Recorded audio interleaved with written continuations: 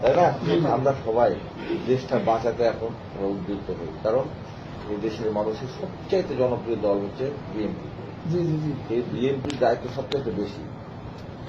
তারপরে আওয়ামী লীগও করবেন, বিএনপি করবেন একসাথে, তো হবে না বাবা, সেটা হবে না, সেইটা হবে না, যে কোনো একটা সাইড না।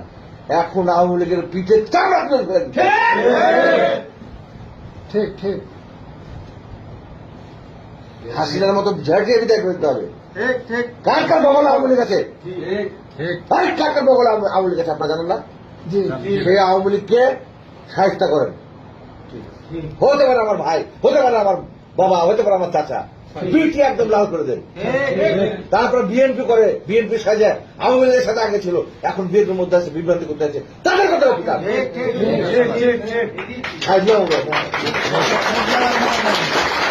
সুন্দর একটা আবৃত্তি শিখে গেছে, বুদ্ধিজীবী হয়ে গেছে। আমাকে কিন্তু বুদ্ধি দেয় ভাই, টেলিফোন করে বুদ্ধি দেয়, দেখা গেল বুদ্ধি, ভাই আপনার মান সম্মান সব চলে গেল, ভাই আপনার ইজ্জত সম্মান চলে গেল।